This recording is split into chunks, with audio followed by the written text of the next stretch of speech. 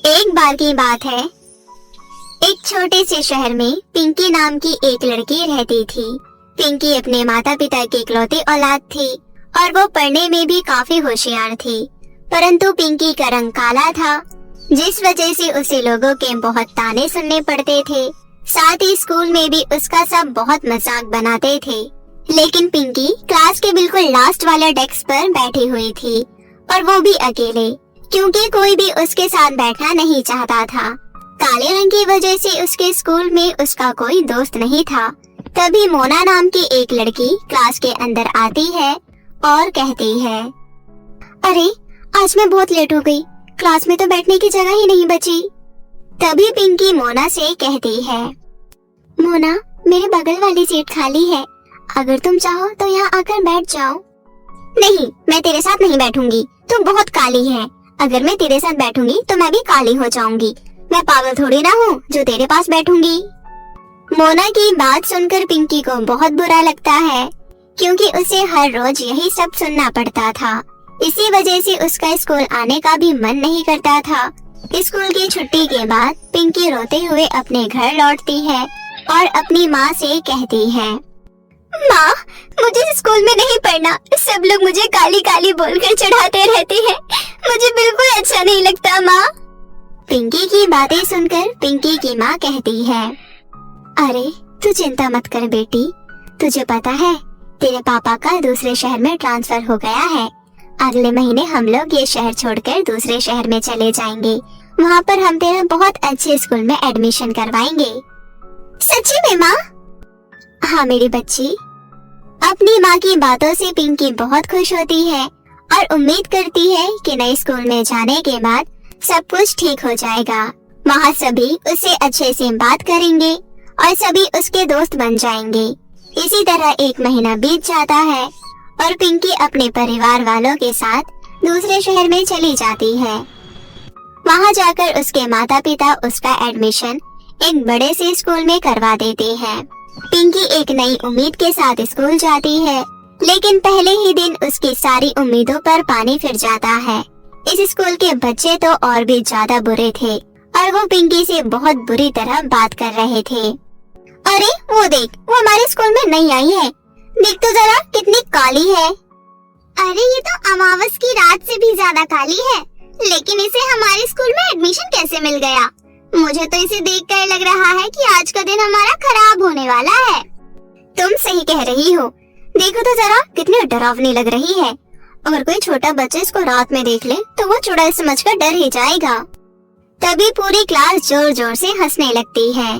तभी क्लास में टीचर की एंट्री होती है और वो बच्चों से कहती है, बच्चों फटाफट रेडी हो जाओ, आज मैं तुम्हारा सरप्राइज टेस्ट ले रही हूँ। अरे यार, आज फिर से सरप्राइज टेस्ट? कहा था ना मैंने, आज का दिन हमारा खराब हो जाएगा। ये काली लड़की तो सच में बहुत मनहूस है।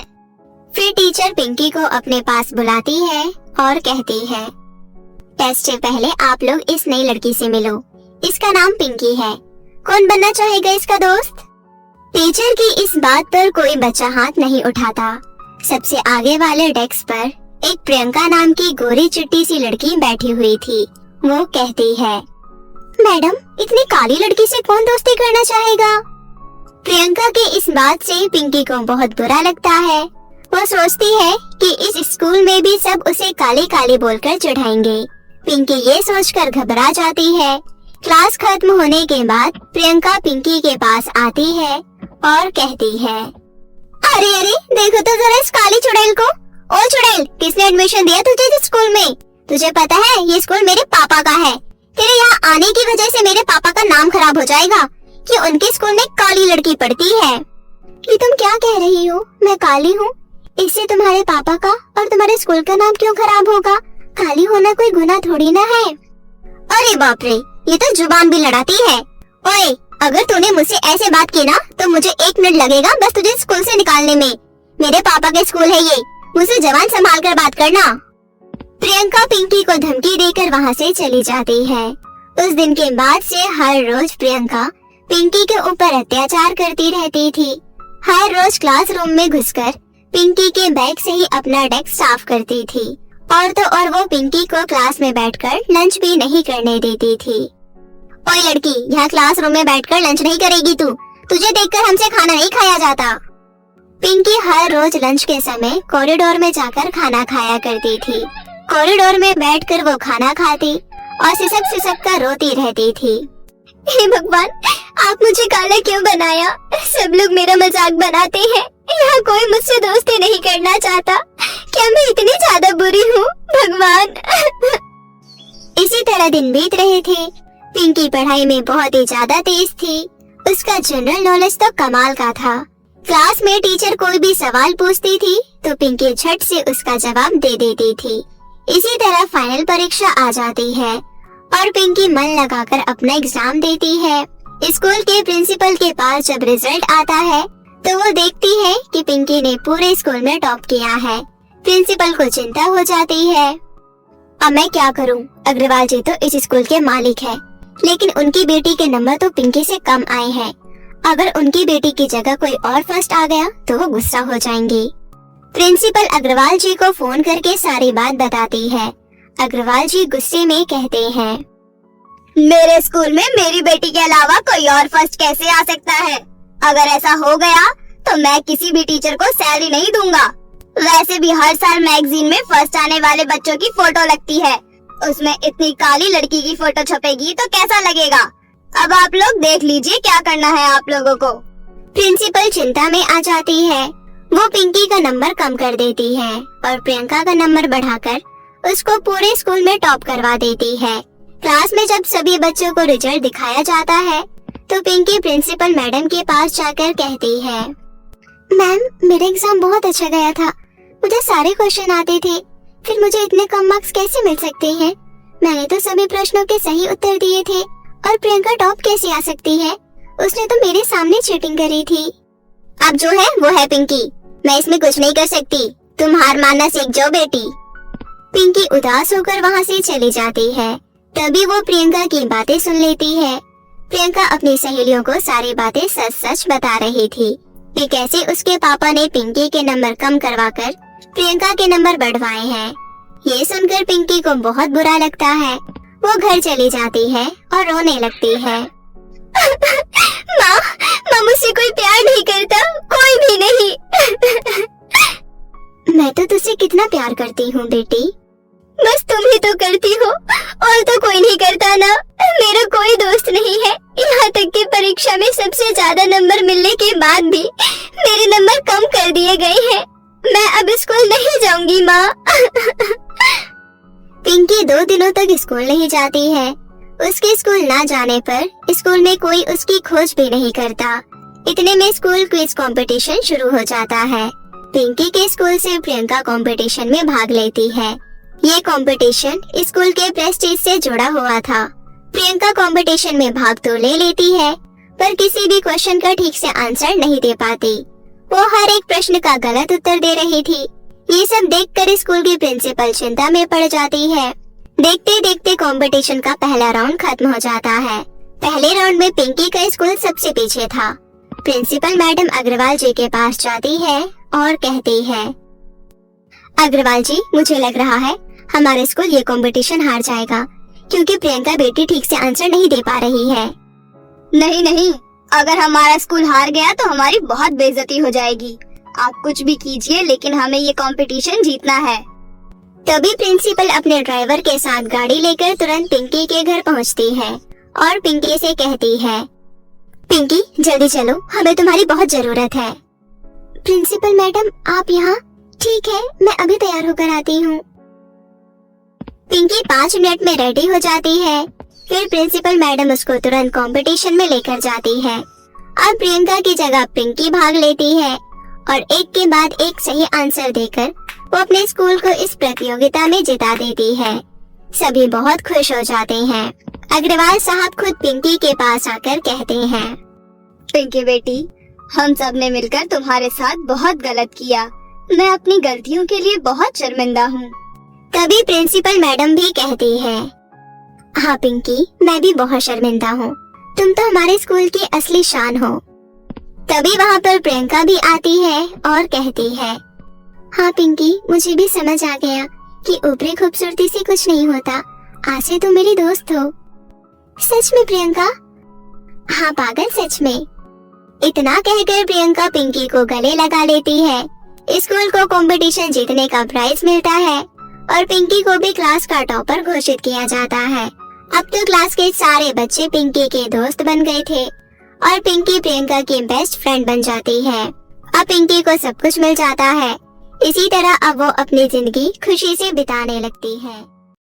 एक बार की बात है, प्रीति अपनी माँ सुरेखा के साथ रहा करती थी। वह लोग बहुत गरीब थे। प्रीति जब 5 वर्ष की थी तभी उसके पिता उसे हमेशा हमेशा के लिए अकेला छोड़कर चले जाते हैं। सुरेखा ने प्रीति को बहुत मुश्किलों से पाल पोस कर इतना बड़ा किया था। सुरेखा लोगों के घरों में झाड़ू पोंछे का काम करती थी और जो भी पैसे कमाती थी उसी से अपनी बेटी को 2 समय का खाना खिलाना, स्कूल की फीस जमा करना और उसकी छोटी मोटी जरूरतों को पूरा करना उसके लिए बहुत ज्यादा मुश्किल हो जाया करता था। ऐसे ही एक दिन प्रीति की एक दोस्त का जन्मदिन था। वह अपनी माँ से कहती है, मम्मी मम्मी, मेरी दोस्त सपना का जन्मदिन है। वह बहुत ज्यादा अमीर है। उसने मुझे इनवाइट किया है, लेकिन मेरे पास तो एक भी अच्छी ड्रेस नहीं है। क्या आप मुझे एक नई फ्रॉक दिला देंगी ताकि मैं उसके जन्मदिन पर पहनकर जा सकूं और मेरी इंसल्ट ना हो? मेरी प्यारी बच्ची, तुम्हें घर के हालात पता तो हैं। लोगों के घरों में काम करके चंद रुपए ही मिलते हैं, जिससे घर का खर्चे चलाना और तुम्हारे स्कूल की फीस जमा करना मेरे लिए बहुत मुश्किल हो जाता है। लेकिन मेरी प्यारी बच्ची, तुम चिंता मत करो, मैं तुम्हें इस महीने के अंदर अंदर एक नई फ्रॉक जरूर दिला दूंगी। अभी जो है उन्हीं में गुजारा कर लो। प्रीति बहुत समझदार थी। उसे अपनी गरीबी का बहुत अच्छे से पता था, इसलिए वह अपनी माँ से कम ही जिद किया करती थी। प्रीति अपने दोस्त सपना के जन्मदिन पर अपने पुराने कपड़ों में ही चली जाती है। सपना के जन्मदिन पर सभी ने बहुत ज्यादा ब्रांडेड कपड़े पहने थे और सबके हाथों में महंगे महंगे गिफ्ट भी थे, पर बेचारी प्रीति खाली हाथ गई थी। यह देखकर सपना की दोस्त प्रीति का बहुत मजाक उड़ाती हैं। अरे यार सपना, तूने इस गरीब भिखारन को भी अपने जन्मदिन पर इनवाइट किया है। हमारा तो सारा स्टेटस ही डाउन हो गया। इसके कपड़े तो देखो बहन जी के कैसे हैं, फटे पुराने। सुना बहन जी, क्या तुम्हें इतनी बड़ी पार्टी में आते हुए जरा भी शर्म नहीं आई? कम से कम कुछ ढंग के कपड़े ही पहन कर आ जाती, गिफ्ट तो नहीं लेकर आई। इससे अच्छे कपड़े तो हमारे घर की नौकरानी पहनती है, लेकिन इसकी औकात तो हमारी नौकरानी जितनी भी नहीं है। और आगे इतनी बड़ी पार्टी में खाली हाथ तेरे लिए एक गिफ्ट भी नहीं लेकर आई, और हम कितने महंगे महंगे गिफ्ट लेकर आए हैं। अरे यार, यह पढ़ाई में अच्छी है इसलिए मैंने इसे अपना दोस्त बना के रखा है, वरना मैं भी इसे दोस्ती नहीं करती, क्योंकि यह इतनी ज्यादा गरीब जो है यह समझे कि मेरे गुलाम है। मैं जैसा कहती हूँ वैसा करती है। मेरा होमवर्क हो जाता है, स्कूल का काम समय पर रहता है, इसलिए इसे दोस्त बना के रखा है, वरना तुम्हारी तरह मुझे भी गरीबों से बहुत ज्यादा नफरत है। सपना, आज तुमने मेरा दिल तोड़ दिया। मुझे लगा था कि तुम और अमीर लड़कियों की तरह नहीं हो। तुमने मेरी ईमानदारी देखकर, मेरा साफ मन देखकर मुझसे दोस्ती की है, लेकिन नहीं, तुमने तो मुझे अपना गुलाम बना के रखा है, अपना पालतू कुत्ता समझती हो। सपना, एक बात याद रखना, दोस्ती स्टेटस देखकर नहीं की जाती। दोस्ती में प्यार, भरोसा और विश्वास होना चाहिए, लेकिन यह तुम नहीं समझोगी क्योंकि तुम्हें अपने अमीर होने पर बहुत ज्यादा घमंड है। ऐसा कहकर प्रीति रोते हुए घर आ जाती है। प्रीति बहुत ज्यादा फूट फूट कर रो रही थी। तभी प्रीति की माँ प्रीति से पूछती है तो प्रीति अपनी माँ से कहती है, माँ, हम गरीब क्यों हैं? हमारी किस्मत और जैसे क्यों नहीं है? माँ, आपको पता है सपना मुझे अपनी दोस्त नहीं मानती। वह तो बस अपना होमवर्क कराने के लिए मुझसे बात करती है, लेकिन मैं तो उससे अपने सच्चे दोस्त मानती हूँ। हम गरीबों के साथ ऐसा ही क्यों होता है कि हमें उनसे बात करने के लिए उनकी गुलामी करनी पड़ती है? माँ, ऐसी जिंदगी का मैं क्या करूँ? मुझे नहीं चाहिए ऐसी जिंदगी। सुरेखा अपनी बेटी को दिलासा देती है। ऐसे ही कुछ दिन बीत जाते हैं। एक दिन छुट्टी हो जाने के बाद 2 बच्चे फटे पुराने कपड़ों में सपना और उसकी दोस्त के पास आते हैं और उनसे कहते हैं, दीदी दीदी हमारी मदद करो, हम दोनों भाई बहन ने कुछ भी नहीं खाया, हम भूखे हैं और अगर हमने किसी से कुछ खाने के लिए मांगा तो उन्होंने हमारी पिटाई भी की। देखो हमारे सर से खून भी निकल रहा है, कृपया करके आप हमारी मदद करो। छी छी, हटो यहाँ से, दूर हो जाओ। तुम्हारे अंदर से कितनी बदबू आ रही है और हम क्या तुम्हारी मदद करने वाले नजर आ रहे हैं? हम तुम्हारी कोई मदद नहीं करेंगे। पता नहीं कहाँ से आ जाते हैं भिखारी बच्चे। तुम्हारे माँ बाप कहाँ हैं? लगता है उन्होंने तुम्हें भीख मांगने के लिए बाहर निकाल दिया। चलो जाओ यहाँ से, सारा मूड खराब कर दिया।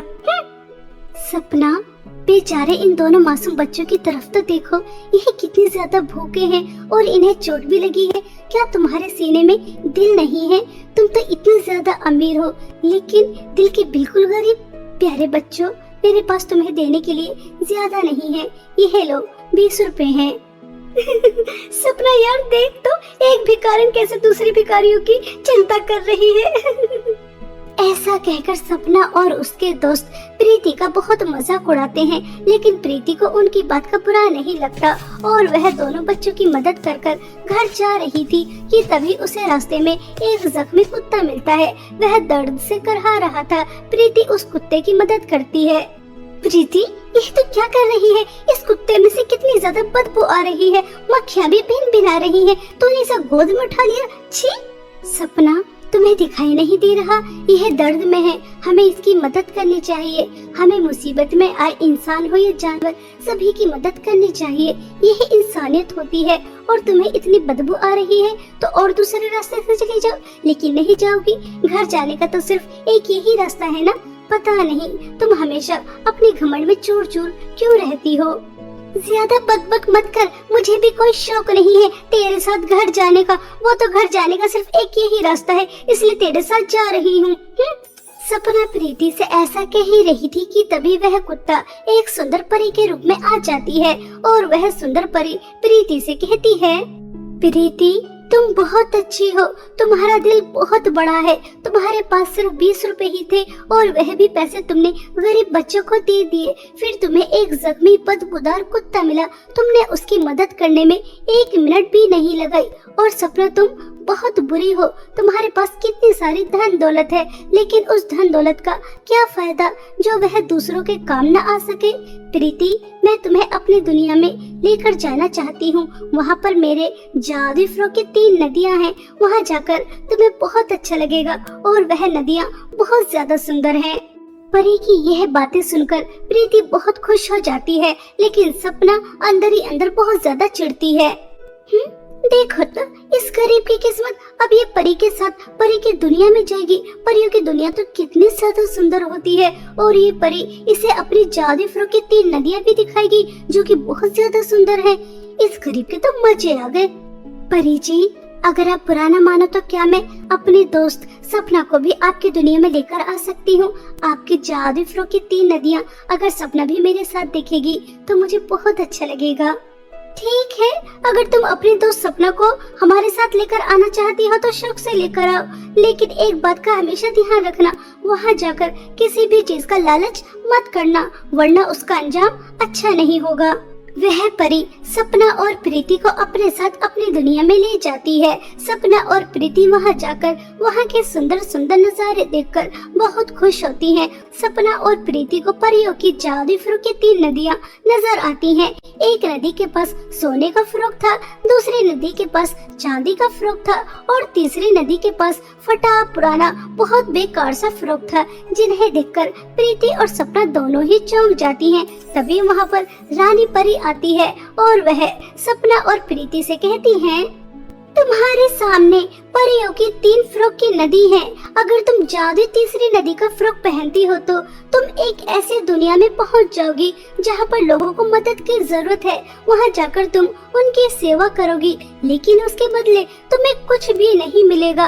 और अगर तुम जादुई सोने और चांदी की नदी के फ्रॉक पहनती हो तो तुम्हें बहुत सारी धन दौलत मिलेगी। अब तुम्हारे हाथ में है कि तुम परियों की जादुई फ्रॉक की कौन सी नदी का कौन सा फ्रॉक पहनना चाहती हो। परी जी, मुझे आपकी जादुई तीसरी नदी का फ्रॉक चाहिए ताकि मैं मुसीबत में आए लोगों की मदद कर सकूं। मुझे धन दौलत का लालच नहीं है, मेरे पास जो भी है मैं उसी में खुश हूँ। हमेशा तो बेवकूफ ही रहना, तो इतनी ज्यादा गरीब है फिर भी तो लोगों की भलाई के बारे में सोच रही है। तो जैसा पागल मैंने आज तक नहीं देखा। मेरे पास तो इतनी सारी धन दौलत है, फिर भी मुझे तो धन दौलत ही चाहिए जिसकी मदद से मैं पूरी दुनिया पर राज करूंगी। परी, मुझे आपके सोने की फ्रॉक की नदी का सोने का फ्रॉक और चांदी की फ्रॉक की नदी का चांदी का फ्रॉक चाहिए ताकि मैं बहुत ज्यादा अमीर हो जाऊं। परी प्रीति को तीसरी नदी का फटा पुराना फ्रॉक पहनने के लिए दे देती है, जिसे पहनते ही वह बहुत ज्यादा सुंदर हो जाती है और उसके सामने धन दौलत का अंबार लग जाता है। और जैसे ही सपना जादू सोने की फ्रॉक पहनती है तो वह बहुत ज्यादा बदसूरत हो जाती है। उसके बाद वह जादू चांदी की फ्रॉक पहनती है तो उसे करंट लगना शुरू हो जाता है। वह जोर जोर से चिल्लाती है। तभी परी सपना से कहती है, तुम जानती हो तुम इतनी ज्यादा बदसूरत क्यों हो गई? क्योंकि तुमने धन दौलत का लालच किया और मैंने तुम्हें पृथ्वी पर ही बता दिया था कि वहाँ जाकर तुम्हें लालच नहीं करना। अपने दोस्त को देखो, उसके पास कुछ भी नहीं था, गरीब थी, फिर भी उसने दूसरों की मदद करने का फैसला किया, धन दौलत का लालच नहीं किया। परी जी, सपना को दर्द हो रहा होगा, प्लीज आप इसे ऐसी सजा मत दीजिए, इसे पहले की तरह ठीक कर दीजिए। यह मेरी दोस्त है और मैं अपने दोस्त को इस हाल में नहीं देख सकती। अगर आप चाहो तो आपने मुझे जो भी कुछ दिया है वह आप वापस ले सकती हैं, लेकिन मेरी दोस्त को ठीक कर दो। प्रीति, तुम कितनी अच्छी हो। मैंने तुम्हारे साथ कितना बुरा किया, तुम्हारी गरीबी का मजाक उड़ाया, तुम्हें कभी अपनी दोस्त नहीं समझा और तुम मेरे लिए इतना सब कुछ कर रही हो। आज मुझे समझ में आ गया कि दोस्ती क्या होती है। मुझे दोस्ती का मतलब समझ में आ गया। मेरी प्यारी दोस्त, हो सके तो मुझे माफ कर देना। सपना प्रीति से सच्चे दिल से माफी मांग रही थी, इसलिए वह पहले की तरह सुंदर हो जाती है और उसे करंट भी नहीं लगता। और अब सपना प्रीति की सबसे अच्छी और सच्ची दोस्त बन जाती है। सपना और प्रीति परी की दुनिया से वापस आ जाती हैं और पृथ्वी पर आकर एक साथ हंसी खुशी रहती हैं। और अब प्रीति भी बहुत ज्यादा अमीर हो चुकी थी। वह अपने साथ साथ और भी लोगों की बहुत मदद करती है।